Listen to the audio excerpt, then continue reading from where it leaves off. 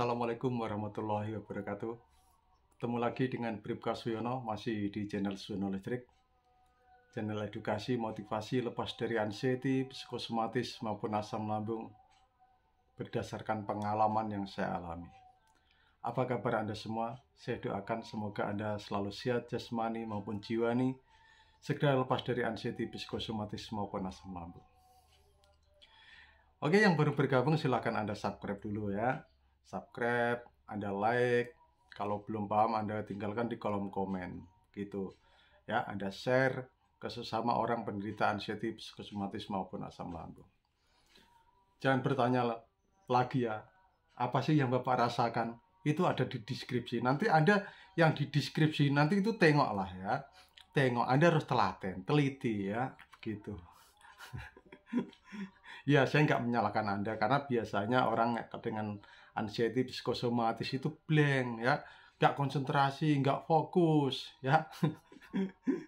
Itu saya tahu karena saya mengalami, jadi saya paham akan keadaan Anda, saya paham gitu. Nah, saatnya sekarang, oh ya, ini tempat tidur saya, meditasi, olah nafas, relaksasi ya di sini ini ya. Dulu saya sewaktu sakit itu saya tidur sendiri, menenangkan diri, tidak ada yang mengganggu saya. Saya meditasi juga, pintu saya tutup, kedap suara, terus saya relaksasi dan sebagainya, istighfar, zikir ya di sini ya, begitu. Di sini juga tempat pembaringan tempat berbaring saat saya itu masih alami anxiety psikosomatis, waktu belum tahu ilmunya. Saya berbaring di kamar ini ya, di kamar terus nggak mau keluar saya. Saya takut keluar rumah itu. Karena apa? Kalau saya keluar rumah itu terasa hampa, terasa aneh, linglung, wah, lemah letih, loyo dan sebagainya ya, gitu.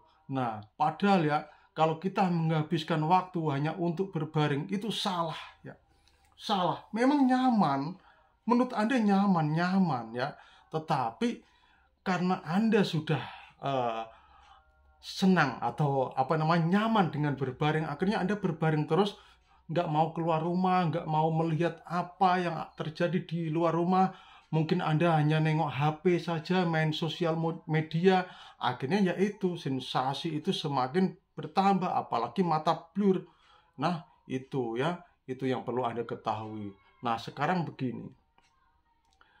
Saya tidak henti-hentinya Anda untuk menerapkan apa yang saya terapkan, yaitu 3O, olah rasa, olah nafas, olahraga, istighfar, zikir, meditasi, dan relaksasi.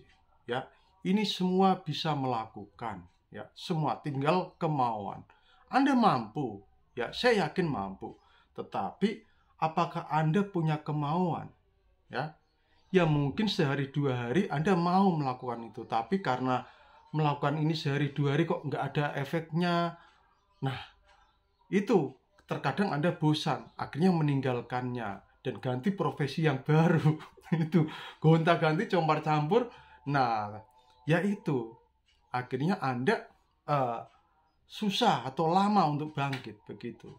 Nah, itu memang dibutuhkan kesabaran yang sangat ekstra ya. Sabar.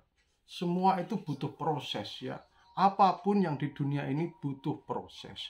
Tidak ada yang langsung instan itu, kecuali mie instan gitu ya. Sakit Anda saya kasih tahu ya.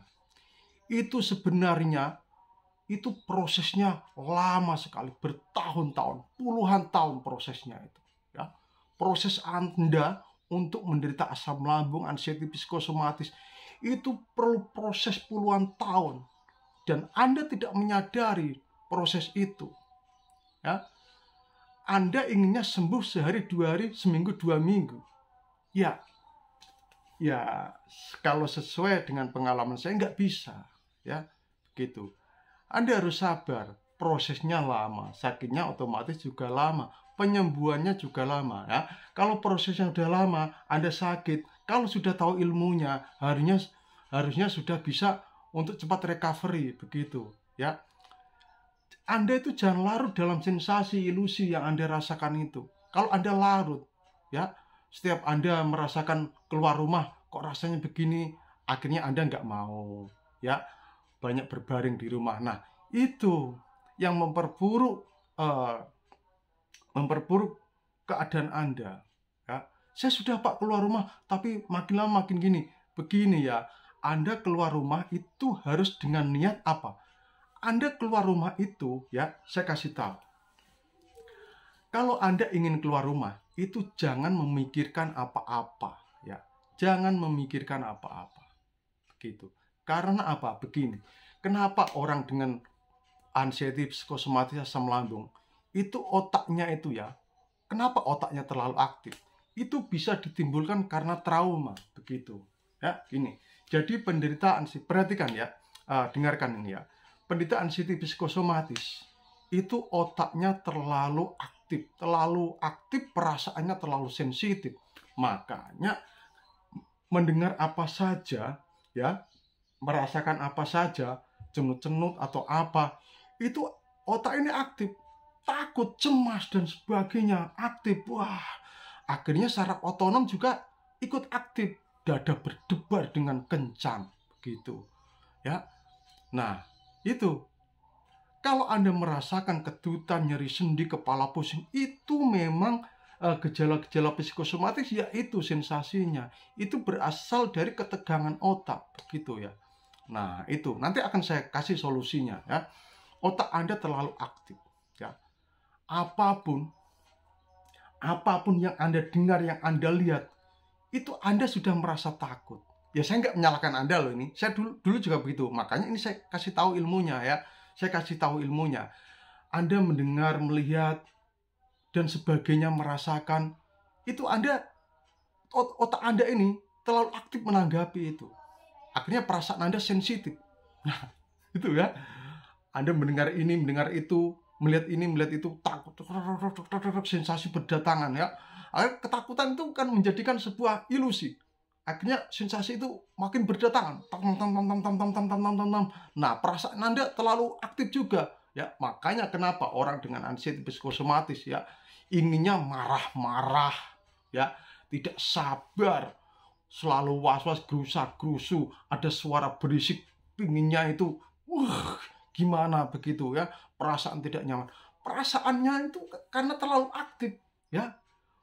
Apalagi kalau anak Anda yang sudah punya anak ya, berantem, nangis, ya, itu pasti saya yakin Anda tuh hawanya ingin marah, emosi, ya. Akhirnya marah dan emosi itu ada yang meluapkannya dengan ngomel-ngomel lah. Itu memakan energi. Anda ngomel-ngomel sama anak Anda, pasangan Anda, itu memakan energi ya. Bagaimana kalau kita tahan emosi itu ya? Emosi itu hanya bisa kita kelola. Gimana caranya kita emosi itu kita tanggapi dengan begini ya. Kalau misalkan ya anak Anda atau apa, Anda diomongin orang kurus, pucat, terus emosi ya, marah, rasanya itu di hati ini ingin berontak, ingin meledak liar gitu ya. Nah, itu Anda jangan luapkan dengan marah begitu ya. Anda itu luapkan dengan kemarahan, itu membuang energi percuma Anda. Anda sama saja melakukan blunder atau kesalahan. Anda buang energi batin Anda itu dengan sia-sia. Energi fisik juga Anda buang dengan sia-sia. Nah, itulah. Jadi emosi itu harus kita kelola. Gimana kita caranya mengelola emosi itu? Begini, kuncinya itu begini. Kalau Anda saat itu ingin marah, ingin emosi, sudah, Anda hanya bisa mengalihkan itu, ya. Anda boleh berteriak, meluapkan, tetapi itu membuang energi, ya. Saya kasih tahu. Ada emang metode itu. Kita pergi ke tempat yang sepi, kita lampiaskan berteriak. Nah, itu Anda membuang energi fisik, ya. Memang Anda pelong, tetapi energi Anda terkuras, itu yang perlu Anda pahami, ya. Itu yang perlu Anda pahami. Memang ada kalanya kalau kita lagi emosi, marah, itu ada kalanya kita ingin berteriak. Saya dulu juga pernah melakukan itu, tetapi ternyata setelah saya konsultasi sama orang-orang yang pernah alami itu, salah itu. Kenapa kok salah? Karena apa? Membuang energi. membuang energi fisik. Karena apa? Orang dengan anxiety psikosomatis itu fisiknya lemah. Berbicara aja kadang itu nggak kuat, ya.